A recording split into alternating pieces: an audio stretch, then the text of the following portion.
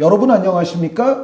이 시간에는 챔피언스 리그 주중에 벌어진 경기들 이야기를 아니할 수가 없습니다. 이제 16강 가운데 이미 12자리가 결정이 돼 있고 나머지 4자리가 아직 확정이 안 됐고요. 그리고 상당수 조들에서는 지금 1등이 누구냐, 2등이 누구냐가 확정이 안 된 상황입니다. 여기서 이제 일단 김민재 선수는 정말 물론 이제 엉덩이 뭐 타박상이 있었다고 하니까 빨리 이제 완쾌되기를 바라겠지만 그럼에도 불구하고 정말 감축할 만한 휴식을 경험을 했습니다. 그러니까 15경기 그리고 거의 한 2개월 만에 김민재 선수가 어쨌든 코펜하겐과의 챔피언스 리그 경기에는 휴식을 취하게 됐습니다. 물론 이제 바이에른 뮌헨이 그 바람에 그 조별리그 17연승? 네, 연승 끝났죠. 그게 이제 마감이 됐다고 하고 하지만 이제 연속 무패 뭐 기록은 이어가게 됐는데 어찌됐건 김민재 선수 이야기는 뭐 그닥 할 게 없어졌는데 그래도 뭐 김민재 선수 위해서 한 말씀 해주신다면. 야, 진짜 이럴 줄은 몰랐다. 좀 관리도 받고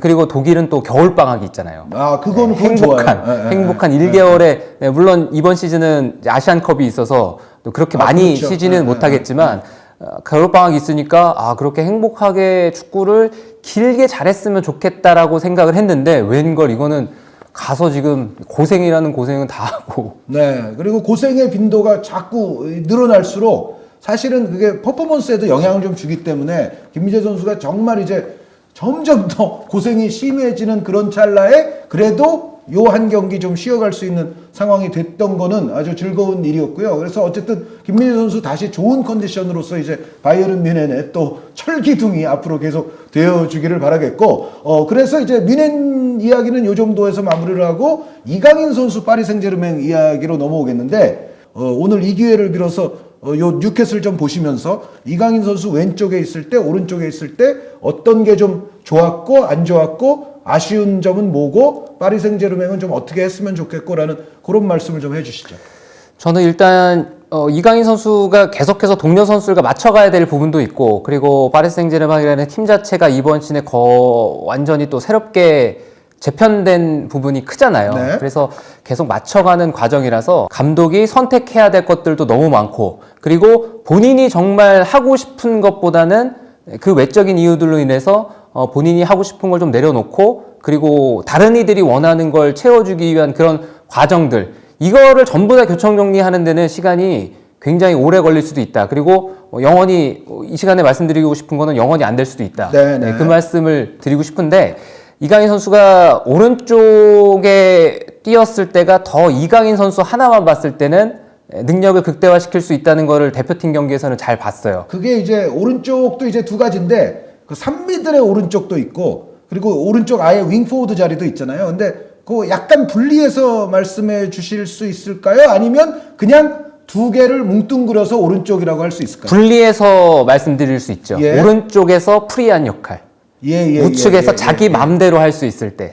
그리고 최근에 대표팀 경기 보면서 굉장히 놀라는 것 중에 하나는 이강인 선수가 이렇게 득점력이 좋은 선수였나? 라는 생각을 경기마다 하게 되거든요. 그 정도로 본인이 골 넣는 거에 대해서 자신감도 많이 붙었고 킥은 원래부터 정확하던 선수였는데 그게 이제 크로스라든가 킬러 패스라든가 혹은 동료에게 지르는 전환 패스 여기서의 정확성과 마지막 결정력에서의 또 정확성은 분리해서 봐야 되잖아요. 네. 근데 골 결정력도 아주 뛰어나다는 거를 최근 경기를 통해서 많이 볼 수 있잖아요. 그래서 가장 최적의 위치는 잘할 수 있는 자리는 오른쪽에서 프리한 역할이지만 그거는 이제 윙포워드와 어떻게 보면 중앙 미드를 넘나드는 네, 그 정도 이강인 마음대로 할 수 있는 오른쪽 프리롤이 이강인 선수에게는 사실 최적이다. 그런데 파리 생제르맹의 팀 전체적인 사정과 구조를 보면 사실 그렇게 계속 기용하기는 어렵죠. 저도 그건 그렇게 생각하거든요. 만들어주기는 어렵죠. 다른 선수들도 있고 그리고 전체 조화도 생각을 해야 되고 그리고 선수를 배치할 때 감독마다 분명히 차이는 있겠지만 기본적으로는 수비 상황에서 우리가 어떻게 이제 수비 블럭을 만들 것이냐 그리고 필드 플레이어가 10명 정도 있지만 거기서 수비 면제를 받는 선수는 1명 정도는 있을 수 있거든요. 그게 이제 2명만 돼도 사실은 밸런스 깨져요. 2명만 돼도 깨지고 3명 되면 큰일 나는 거고. 그렇죠. 여기서는 어쨌든 그런 지위에 있는 선수는 은바페 선수죠. 은바페 선수고 그리고 전술적으로는 오른쪽에서 덴벨레 선수의 1대1을 이 루이스 엔리케 감독이 확실하게 만들려고 해요. 그리고 실제로 시도를 하고 있고 덴벨레 선수 보면은 예전부터 느꼈지만 이 선수가 정말 잘 될 때는 환상적인 선수. 그렇지 않으면 정말 이게 뭐 바깥에서만 할 얘기지만 축구 선수 맞나? 이런 이런 생각이 들기도 하거든요. 그리고 언젠가부터 덴벨레 선수가 킥의 정교함이 사라졌어요. 그러니까 뭐 어릴 때는 뭐 양발이 강점이라고 뭐 그때부터 소문났던 선수인데 양발은 고사하고 지금 저 킥이 저거 제대로 되는 거야라는 의구심을 줄 때가 많죠 요즘. 그런 모습을 자주 보임에도 전진 드리블을 하는 그 매력을 포기하기에는 최근에 축구를 잘하는 팀들이 갖추려고 하는 게 그거잖아요. 그러니까 사실은 바르셀로나 있을 때도 그러니까 바르셀로나 이제 덴벨레 선수 그 말기 그때도 사실은 바르셀로나에서 덴벨레 해조를 많이 했어요. 실제로. 그러니까 덴벨레 선수의 약점, 기복 그리고 킥의 부정확성, 결정적인 상황에서의 터지지 않는 결정력 이런 걸 누구나 알고 있음에도 불구하고 그 바르셀로나에 이어서 또 파리 생제르맹에서도 터치라인 부근에서의 덴벨레 선수의 그 플레이 자체는 포기를 못하는 거죠. 어려울 때는 해조가 필요한 순간이 있고요. 그리고 패스로만 경기 풀어가기는 어렵거든요. 드리블러는 항상 있어야 되고 그래서 그걸 계속 완성시키기 위해서 덴벨레 선수가 드리블 성공률이 떨어질 수도 있고 실수도 나오고 드리블이 잘 안 통할 수도 있지만 어쩔 수 없이 벤치에서는 계속 내보내는 거죠. 그래서 결국은 이제 오른쪽은 덴벨레 선수가 있고 또 이쪽은 근본적으로 하키미 선수가 뒤쪽에 있어요. 그런데 덴벨레와 하키미가 있는 쪽이라면 역시 아무래도 이쪽은 기동력과 활동량, 활동 범위를 바탕으로 뭔가 좀 공수 양면의 역할을 특히 이제 수비 밸런스를 맞춰가면서 좀 폭넓게 할 수 있는 선수가 필요하고 그런 의미에서는 부상만 아니라면 그 자이르 에메리 선수가 오른쪽에서는 이 덴벨레 하키미와 이렇게 맞춰가는 게 기본 지금 파리 생제르맹의 구조라고 얘기를 해야 되겠죠. 그렇죠. 그리고 자이르 에메리 선수가 없을 때는 파비안 루이스가 그걸 해내고 있고 그런 구조라고 봐야 돼요. 그리고 시즌은 길고 이제 절반도 지나지 않았잖아요. 그러니까 궁극적으로 루이스 엔리케 감독이 하고자 하는 모습을 보이기 위해서라도 뭔가 잘 안 맞고 뭔가 이 선수의 장점이 죽는 거 아닌가 이런 생각이 들지라도 아마 그 어떤 목표를 가기 위해서는 지금 모이는 모습에서 차근차근히 덧대는 과정이 일어나겠죠. 그러니까 저도 사실은 그러니까 이강인 선수 어디서 뛰는 게 좋아요? 뭐 이런 질문을 저도 뭐 각종 방송이나 유튜브에서 받으면 이강인 선수 위주로 일단 답은 해주죠. 그러니까 오른쪽이 좋습니다라고 저도 얘기는 하는데 근데 이제 그럼에도 불구하고 그러면은 이 팀보다 이강인이 위에 있는 존재냐? 그건 아니거든요. 제가 아무리 뭐 슛돌이 그 처음에 심사하던 날부터 뭐 이강인 선수를 보고 뭐 했어도 팀의 사정, 팀이 지금 나아가는 어떤 구조에 이강인 선수가 이 안에 포함이 돼야지 여기서 밖으로 튀어나가는 선수가 될 수는 없어요. 또 지금 구조에서 덴벨레 있고 하킴이 있는데 거기 오른쪽에 이강인 선수를 만약에 중앙 미드필더로 거기 끼워 넣게 되면은 오히려 이강인 선수 고생 더하고 이강인 선수의 개인 퍼포먼스도 떨어질 확률이 높죠. 네, 그러니까 오히려 오른쪽이 좋기는 하겠지만 뭐 팀이 이렇게 구조를 짜겠다는데 거기서 이강인 선수를 무리하게 오른쪽에 쓰는 거는 그거는 저는 뭐 팀적으로 봤을 때는 안 될 일이라고 보고요. 그런데 이제 그랬을 때 이제 결국 이제 왼쪽으로 가야 되잖아요. 그러니까 뭐 상황에 따라서 아까 말씀드린 것처럼 은바페 선수가 뭐 약간 사이드에 있느냐, 약간 중앙에 있느냐에 따라서 뭐 중앙에 있느냐 또 사이드에 있느냐가 이제 결정되는 그 역할인데 이강인 선수 특히 뉴캐슬전에서는 어쨌든 왼쪽으로 출장을 하지 않았습니까? 요거 어떻게 보셨어요? 전체적으로? 페널티 에리어 안쪽으로 혹은 중앙으로 적극적으로 오기보다는 은바페 선수 위치 확인하고 은바페가 나가 있으면 들어오고 은바페가 또 들어와 있으면 바깥쪽으로 나가고 그리고 잡으면 은바페 움직임 보고 바로 탁 주고 아니면 이제 측면 가서 왼쪽에서 이제 크로스 패턴 많이 시도하고 이렇게 하는데 엔리케 감독도 이강인 선수가 가지고 있는 재능에 대해서는 의심이 전혀 없을 거예요. 의심이 없지만 현 구조에서 이강인 선수가 계속 출전 기회를 거의 지금 주전급으로 얻고 있잖아요. 그러니까 전체 조화를 생각했을 때 이강인 선수만 생각하면은 다른 자리가 더 좋을 수도 있겠지만 약간 가장 잘할 수 있는 걸 내려놓더라도 네, 이 자리 정도라면은 그래도 이강인 선수가 그 자리도 잘할 수 있고 공격과 수비할 때 크게 우리의 전력을 떨어뜨리기보다는 오히려 전력을 높여줄 수 있다는 판단을 분명히 하고 있겠죠. 그리고 이제 그런 점도 있는 것 같아요. 그러니까 오른쪽에 하키미 선수에 비해서 왼쪽은 센터백 성향의 루카스 에르난데스 선수가 이제 올 시즌 전체적으로 봐도 이제 많이 기용이 되잖아요. 그럼 근데 루카스 에르난데스 선수는 아무래도 오버래핑 빈도 자체가 하키미 선수보다 현저히 떨어지고 약간 이제 좀 수비 지향적 선수라고도 볼 수 있잖아요. 그런데 그 점을 고려해도 이강인 선수를 왼쪽에 기용하는 이유를 어느 정도 알 거는 같더라고요. 왜냐하면 풀백이 덜 올라오는 풀백이면 이제 풀백이 오버래핑해서 결국은 이제 풀백들이 크로스 많이 날리잖아요. 그런데 기본적으로 좀 덜 올라와. 그러면은 여기서는 이제 왼발 잘 쓰는 선수가 사실 필요하죠. 풀백의 역할까지 자기가 좀 떠안으면서 이제 크로스를 많이 해줄 수 있는 뭔가 그런 것도 좀 필요하잖아요. 그리고 아까 말씀드렸던 대로 음바페 선수 움직임 딱 보고 바로 딱 넘겨주고 찔러주고 할 수 있는 또 그러니까 이게 좀 나쁘게 얘기하면 음바페를 위한 뭐 패싱 셔틀 같은 그런 느낌도 좀 주지만 어쨌든 지금 봐서는 현실적으로는 그 왼쪽에 좀 더 자주 등장하게 될 거는 같은데 물론 이제 덴벨레 선수가 6차전에 그 경고 누적됐잖아요. 이제 뭐 그런 상황이라면 이제 다른 배치가 나올 수 있겠지만은 그냥 모두가 다 있는 상황이라면은 지금 팀 전체 구조에서는 뭔가 좀 왼쪽이 유력하다. 그런데 뉴캐슬전 끝나고 이제 각종 또 저 현지에서 나오는 평점들 이런 거 보니까 요번 경기는 이제 이강인 선수가 왼쪽에도 있다가 뭐 오른쪽에도 있다가 했습니다만 그냥 에버리지 정도 경기였다는 그러니까 이강인 선수가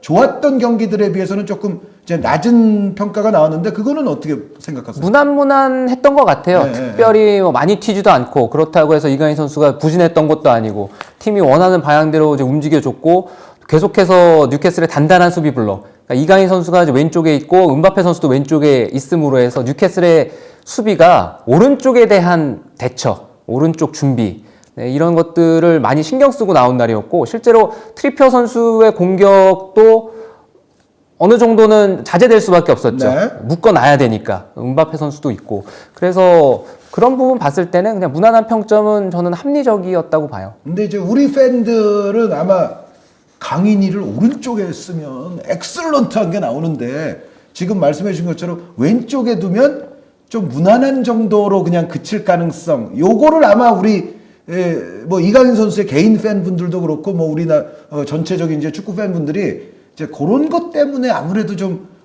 그런 말씀들을 좀 하시게 되는 것 같은데 뭐 팬분들의 뭐 마음은 이해는 되는 거죠, 당연히. 충분히 이해가고 그리고 전지적 이강인 선수의 관점으로 경기를 바라봤을 때는 재능 낭비는 맞죠. 네, 그냥 옆에서 다른 선수를 보조하는 역할처럼 하기에는 이강인 선수가 가지고 있는 게 너무나 많으니까. 그런데 파리라는 팀에 갔고 그 파리가 원하는 목표가 있고 그리고 그 목표를 위해서 팀이 한 단계 한 단계 가고 있고 네, 그래서 적어도 이번 시즌은 좀 참고 기다려보자. 분명히 이번 시즌의 결과가 어떤 식으로 되느냐에 따라서 이 팀은 또 어떻게 바뀔지 몰라요. 그렇죠. 이게 뭐 선수가 나갈 수도 있고 감독이 또 바뀔 수도 있고요.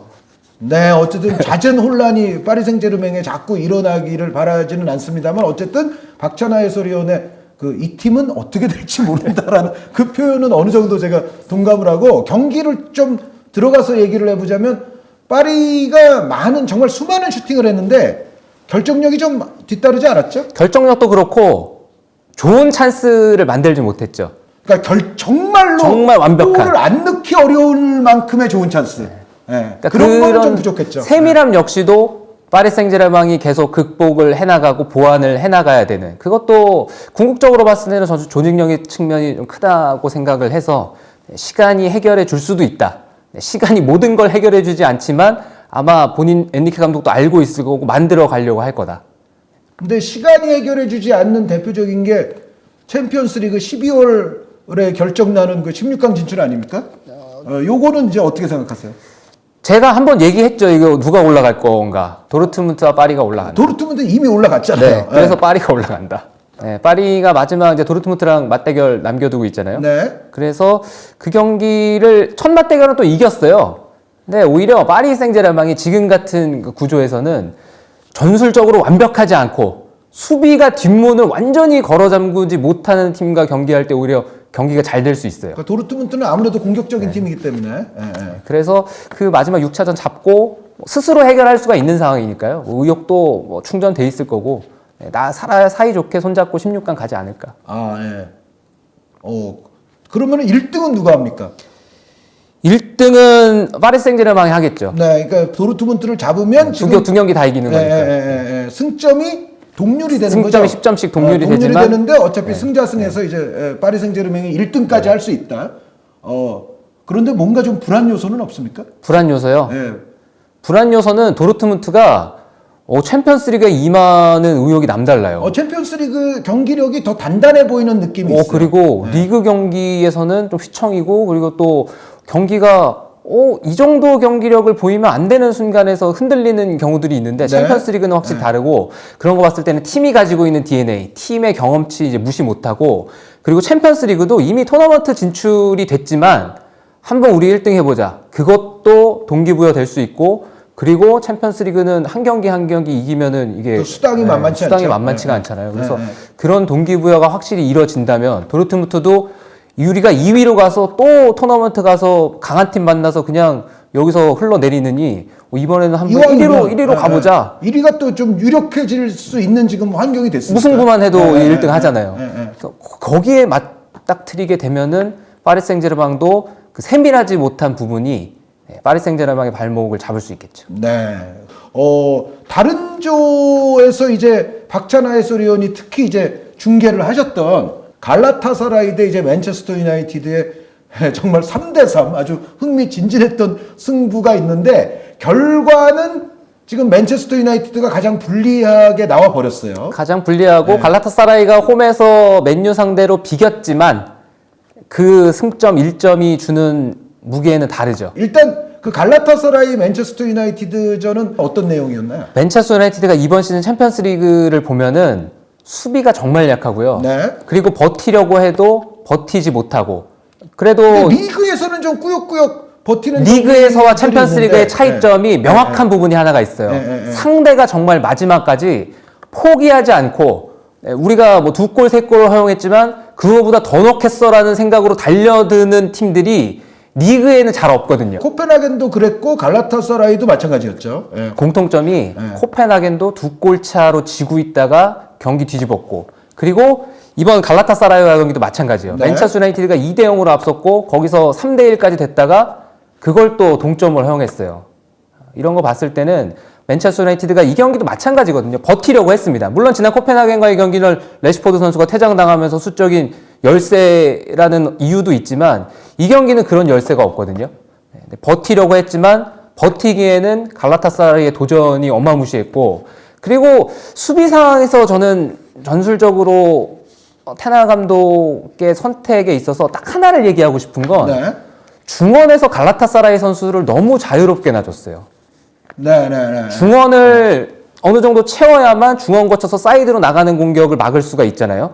갈라타사라이의 전술이 세밀하게 가고 뭐 점유하고 이런 형태보다는 정말 어떤 의미에서는 클래식한 공격이거든요. 중앙 거쳐서 사이드 보내고 사이드에서 크로스 주거나 아니면 선수 사이에 들어가서 뭐 3자 돌려서 침투하는 선수 보고 이러한 패턴인데 그런 사이드 공격을 봉쇄할 때 측면 선수 대인 방어하는 것도 중요하지만 그것만큼이나 가운데 거쳐가는 그 선수를 잡아주면은 거기서 타이밍이 한번 늦어지거나 정교한 패스가 못 나가잖아요. 근데 중원에서 갈라타사라이가 너무 빠르게 무사 통과를 하는 듯한 장면들이 꽤 있었죠. 루카스 토레이라 선수가 경기 내내 자유로웠어요. 시종일관 자유로웠고 그리고 이 경기는 GH 선수의 왼발이 아직은 살아있다.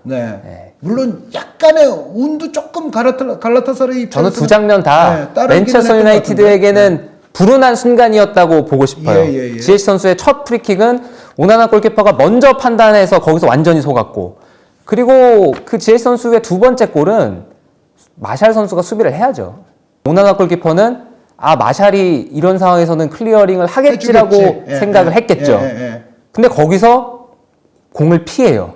저는 분명히 집중력 있게 내가 마음 먹고 수비해야 되겠다라고 생각하면은 수비할 수 있는 타이밍이었다고 보거든요. 네, 그런데 그 볼이 급작스럽게 뒤로 넘어와 버리니까 오나나 키퍼는 굉장히 힘들긴 했을 거예요. 불운했어요. 네. 그리고 경기 도중에도 그랬지만 폭우가 많이 쏟아졌습니다. 네. 경기 직전까지 경기를 할 수 있을까 싶을 정도로 폭우가 왔고 경기 도중에도 비가 왔거든요. 그러니까 그라운드도 젖어 있고 공에 물기도 많고 그러니까 이게 쳐내려고 했을 때 펀칭 실수가 충분히 나올 수가 있어요. 갑작스럽게 마샬이 한 4m 앞에서 뜨려다가 숙이니까 그 순간 공이 아마 사라졌다가 나타났겠죠. 그렇죠. 근데 오나나 골키퍼 쪽에 그래도 그날의 어떤 승리의 운이 따르려면은 그런 것도 아주 절묘하게 또 막아내는 경우들도 있잖아요. 막아내거나 아니면 맞고 뭐 어디 튕겨나거나. 근데 맞췄는데 이게 미끄덩해서 또 들어가는 이거는 갈라타사라이의 행운이죠. 물론 이제 그거 자체만 봤을 때는 또 일부 또 팬들 가운데에는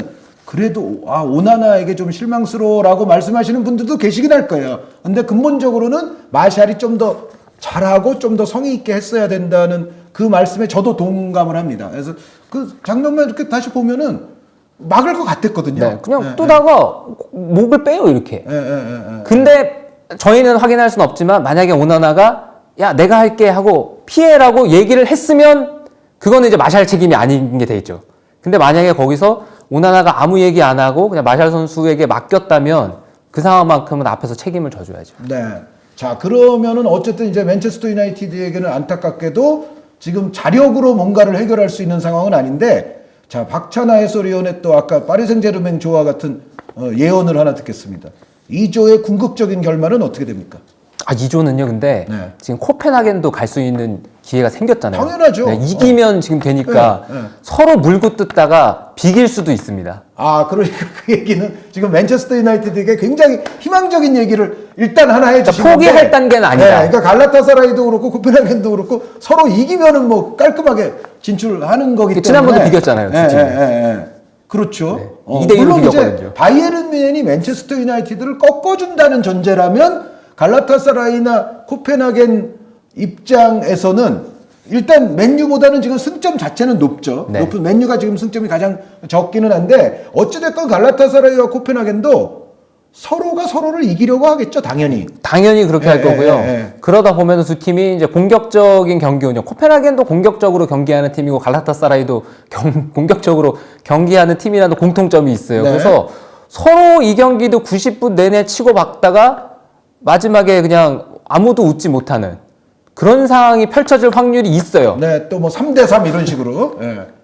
자, 그러면은 여기서 이제 맨유 팬들을 위한 두 번째 희망을 위해서는 또 전제가 필요한데 맨유가 바이에른을 꺾어야 됩니다. 로테이션을 할 수도 있는 경기죠. 더군다나 원정이니까. 그러면 맨유가 이길 수 있습니까? 맨유도 뭐 승리할 가능성은 충분히 있는 경기죠. 근데 다만 부담스러운 쪽은 맨체스터 유나이티드고 오히려 바이에른 뮌헨 같은 경우에는 아무 부담이 없잖아요. 아무 부담 없고 그리고 투엘 감독이 전술 실험할 수도 있고 그리고 누구를 선발 출전시킬지는 모르지만 컨디션이 좀 떨어져 있는 선수 관리하면서 거기서 다음을 위한 시험의 장으로 쓸 수도 있고 그래서 맨체스터 유나이티드가 가능성은 있지만 이거는 알 수 없는 싸움이다. 예측 안 하시겠다는 얘기죠, 지금. 가능성은 있지만 알 수 없다. 저는 근데 갈라타사라이와 코펜하겐의 경기가 결판이 날 것 같아요. 그러니까 아까는 둘이 막 이렇게 하다 보면은 그 맨유 대 갈라타사라이처럼 3대3이 될 수도 있지만 둘이 막 하다 보면은 사실은 이 경기는 결판이 날 확률 기본적으로는 승부가 오히려 날 확률이 좀 높죠. 어느 쪽이든지 결판이 난다고 보고 그리고 계속 난타전은 하겠죠. 난타전 할 텐데 막상 경기 끝났을 때는 한쪽으로 점수 차이가 벌어질 수도 있어요. 왜냐하면은 그러니까 뒤지는 팀이 막 쫓아가다가 막 하다가 또 역습 맞고 이제 그런 경우들이 종종 나오죠. 그래서 어쨌든 그 갈라타사라이 대 코펜하겐전은 한 골이 터지는 순간부터 정말 정신 없어질 확률은 높다. 그럼 뒤지는 팀은 이제 또 발등에 큰일 난 거죠. 정말 큰일 난 거죠. 그러면 한 골을 먼저 넣은 팀에게는 또 전술적으로 굉장히 좀 좋은 시나리오가 펼쳐질 수 있고 그러면 또 이쪽에서 경기하는 맨체스터 유나이티드는 또 심리적으로 좀 안 좋은 시나리오도 뭐 펼쳐질 수가 있는데 어찌됐건 막판에 정말 드라마가 예상되는 그 조의 결과일 거는 틀림이 없고 맨체스터 유나이티드도 어쨌든 확률은 충분히 있는 거죠. 확률은 충분히 있고 그래서 포기할 수는 없다. 그리고 최근에 뭐 챔피언스리그에서는 그 승리 DNA를 챙기질 못하고 있어요. 이렇게 리그와는 완전히 다르게. 네. 그런 부분들을 구조적으로 해결해야만 신락 같은 희망을 가지고 토너먼트 진출에 대한 기대치를 높여갈 수 있지, 지금은 리그에서 하던 대로 챔피언스리그에서 하려고 한다면 같은 실수가 반복될 확률이 저는 높다고 봅니다. 그러니까 챔피언스리그에서 상대하는 팀들이 끝까지 뭔가 골을 넣으려고 하고 이런 성향 자체가 리그 경기와는 조금 다르게 나타나는 경우들이 있는데, 여기에 맨체스터 유나이티드가 좀 적응이 챔스 나와서는 잘 안 돼 있는 모습들이 여태까지는 좀 노출이 됐었다. 그런 말씀도 좀 귀 기울여 들어볼 만한 대목인 것 같고요. 마지막으로 요거는 이제 보너스 트랙으로 그 판정에 관한 얘기 하나를 물어보겠습니다. 파리 생제르맹과 뉴캐슬 유나이티드의 마지막 순간에 벌어졌던 리브라멘토 선수의 핸드볼에 의한 PK. 요게 지금 잉글랜드에서는 굉장히 말이 많아요. 지금. 화가 많이 났죠. 잉글랜드 언론들 뭐 다 일제히 얘기가 많은데, 이 문제를 이제 비판함에 있어서 UEFA의 그 룰에 대한 프로토콜, 이 룰과 프로토콜은 조금 다릅니다. 그러니까 가이드라인. 그러니까 뭐냐면 룰은 우리가 그 축구 규정집 해가지고 딱 룰에 나와 있는 그 조항들이고, 근데 이제 각 리그나 혹은 뭐 월드컵이면 월드컵 뭐 각 대회마다 심판들에게 지침이라는 게 있어요. K리그도 지침이 있습니다. 그러니까 이런 경우에는 이런 방향으로 판정을 해라. 아니면은 조금 더 이제 디테일하게, 요즘은 점점 그 디테일이 좀 많아지고 있죠. 룰도 조금 세밀화가 되는 것처럼 구체적으로 좀 이런 상황에서는 요런 요소를 고려해서 이런 쪽에 판정을 내려라. 이제 이런 지침들이 있는데, 이 프로토콜 내지는 가이드라인은 사실은 이 룰이라기보다는 룰을 어떻게 해석하고 어떤 상황에서는 어떤 쪽으로 적용시키라는 이제 지침에 해당하는 건데, 지금 그 잉글랜드 언론들이 다 요걸 가지고 지금 문제를 크게 삼는 게 있어요. 뭐냐면 그 리브라멘토 선수가 바로 팔에 맞은 게 아니잖아요. 그 가슴 쪽에 맞고 이제 튀면서 이제 팔로 맞았는데, 요 상황에서 유에파 쪽의 이제 지침을 보면 골문으로 향하는 볼이 아닐 경우에는 이렇게 몸의 다른 부위에 맞고 튀어서 팔에 맞았을 때는 노 핸드볼 쪽에 그 프로토콜이 있고, 그것을 지금 잉글랜드 언론들이 많이 지금 쓰고 있죠. 그런데 그러면은 프로토콜에 이렇게 나와 있잖아. 그러면은 그 마르치니악 주심과 이제 VAR 했던 같은 팀, 그 너네가 그럼 잘못 판정한 거 아니냐? 그 얘기가 하나 있고, 또 하나 이제 그 일부 또 잉글랜드에서 또 심판 경력이 있는 패널이나 이제 이런 쪽에서 나오는 얘기가, 우리가 가장 이제 핸드볼이냐 아니냐를 구분하는 거는 내추럴 포지션이냐 언내추럴 포지션이냐, 그 팔의 위치, 손의 위치를 보는데, 이게 리브라멘토를 무작정 언내추럴하다고 얘기할 수 있는 상황이냐. 그러니까 리브라멘토 선수의 움직임을 봤을 때는 이 팔의 위치가 아주 부자연스럽고 아주 비논리적인 그런 결말에 해당하는 위치가 아니라, 요 정도면 그냥 움직임을 봤을 때는 자연스러운 귀결의 위치에 있었던 팔 아니냐, 뭐 이런 얘기도 있거든요. 그런데 그 박 의원님의 요 리브라멘토 선수의 요거에 대한 궁극적인 생각은 뭐죠? 저는 리브라멘토의 장면은 핸드볼 맞다. 네, 그리고 핸드볼, 그 핸드볼이 왜 충족이 되냐면, 규정집에 명확하게 나와 있는 팔과 손을 사용해서 신체를 부자연스럽게 확대했다고 판단할 경우, 네, unnaturally bigger. 네. 그러니까 리브라멘토 선수의 그 실루엣이 엄청 확대되어 있는 건 맞아요. 그리고 팔이 거의 직각으로 수직으로 올라와 있었죠. 네. 수직으로 올라와 있던 상황이기 때문에 규정집에 정확하게 명시가 돼 있어요. 그 부자연스러운 신체의 확대, 그 다음 문장에 따라오는 게 있죠. 그 팔이 왜 거기 있는지 명확하게 변명할 수 없을 때, 신체를 그렇게 만들므로 해서 위험을 감수하는 건 선수 자신이다. 네, 선수죠. 그래서 저는 자연스럽냐 자연스럽지 않느냐의 차이는, 팔에 힘을 빼고 동작을 취했을 때 팔이 어느 정도까지 일반적으로 올라가느냐에 따라서 그게 자연스럽냐 자연스럽지 않느냐를 구별하는 것 같아요. 결국 이제 힘이 들어가 있느냐, 힘을 뺀 상태였느냐. 그러니까 돌아서 뛸 때, 사람이 돌아서 뛸 때는 차렷하고 뛸 수 없어요. 그래서 당연히 돌아서 뛸 때는 어느 정도 올라가죠. 네. 근데 어느 정도 올라가는 범위를 수평 상황까지 올라갔으면 이거는 범위를 넘어섰고, 그리고 거기서 불운하게 리브라멘토의 팔에 맞았기 때문에 이거는 손과 팔을 활용해서 부자연스럽게 확대했다고 보는 게 맞는 거죠. 그러면 UEFA의 그 가이드라인, 프로토콜에는 골문을 향하는 볼이 아닌 경우에 이게 이른바 우리 표현으로 따닥, 가슴 맞고 팔 맞고, 요거는 근데 그거는 충족이 일단 되잖아요. 저는 근데 그 문장에서 궁금한 게 하나 있는데, 네. 그러니까 우에파 지침에는 이제 골이라는 상황이 나오잖아요. 그러니까 towards the goal이죠. 그러니까 그거를, 그 범위를, 이게 지침이고 아직까지 공식적으로 뭔가 공식화되지는 않은 문장이지만, 그러니까 요거는 룰북 안에 있는 표현이 아니라 UEFA의 가이드라인, 프로토콜 안에 그러니까 있는 뭐 표현이죠. 자기끼리 얘기해서 뭐 이 정도 하자라고 이제 회의에서 네. 나가는 거잖아요. 그 범주가 어디까지냐가 중요하겠죠. 그러니까 실제로 직접적으로 뭐 슈팅 상황이나 유효한 슛이나 이런 게 아니라 공격적으로 정말 중요한 상황으로 연결되는 시퀀스라면 그 지침을 안 따른다고 해서 문제가 되지는 않을 것 같다. 그 말씀은 요 리브라멘토 선수 요 상황이 뭐 유효 슈팅이었는지 뭐 그거는 아니라 손 치더라도 이게 그러니까 크로스 형태처럼 골 쪽으로 갈 수 있는 상황인 공격적으로 거죠. 아주 유리한 상황이니까. 왜냐하면은 핸드볼 반칙을 범할 때도 많이들 또 오해하시는 거 하나가, 야, 이 정도면은 그냥 놔뒀으면은 뭐 슛인데, 놔뒀으면은 유효한 슛 가는 건데 핸드볼 돼야 되는 거 아니냐라고 얘기하시지만, 그게 슛인지 아니면은 뭐 패스인지 킥인지는 아무 관계가 그렇죠. 없어요. 그냥 가서 맞았느냐가 중요한 거지.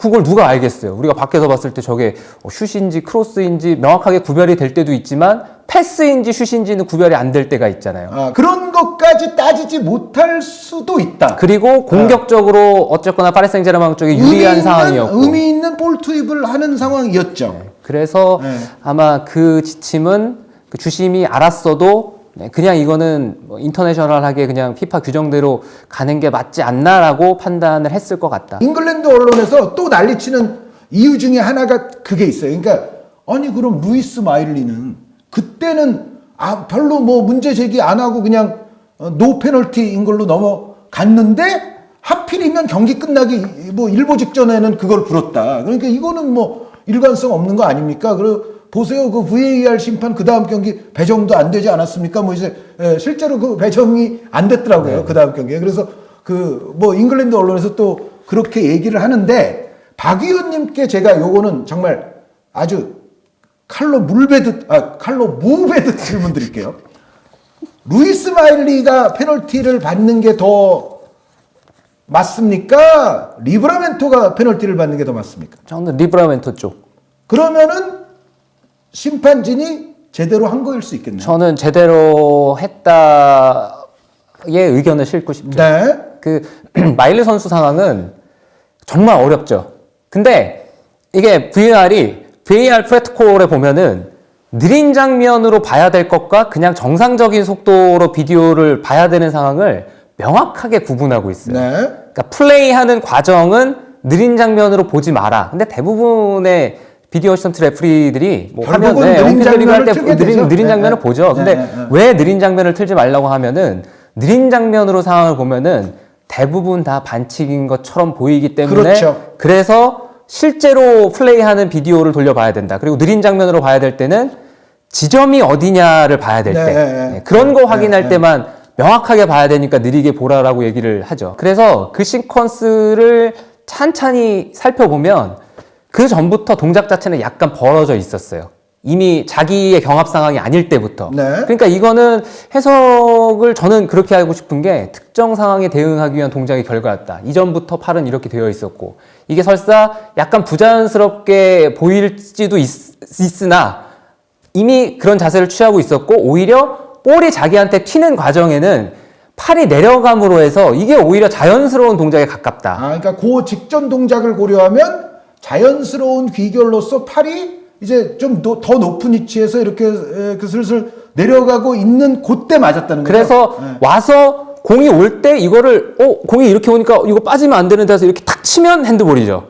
그렇죠. 그게 핸드볼인데 내려오더라도. 네. 그런데 자연스러운 동작에서 컨트롤을 하려고 컨트롤을 할 때는 팔을 어느 정도 피기도 하지만 컨트롤 할 때 잘 잡기 위해서 좀 몸을 자세를 잡잖아요. 네. 그 동작에서 타고 맞는 장면이거든요. 그러니까 이거는 페널티가 핸드볼 반칙이 아니더라도 이거는 근거가 있다. 그러니까 루이스 마일리 선수는 동작을 고려해 봤을 때 용서받을 만한 근거가 좀 더 있고, 리브라멘토 같은 경우는 심판진의 판정대로 결국 페널티킥을 주는 것에 이유를 댈 수 있다. 그게 마일리 선수도 본인이 1차로 경합하는 선수였다면 그 상황에서 뭐 수비를 이렇게 하고 있다가 이렇게 갖다 대면은 그거는 핸드볼 나왔을 거예요. 그러니까 팔이 내려가 있다고 무조건 핸드볼이 아닌 게 아니죠.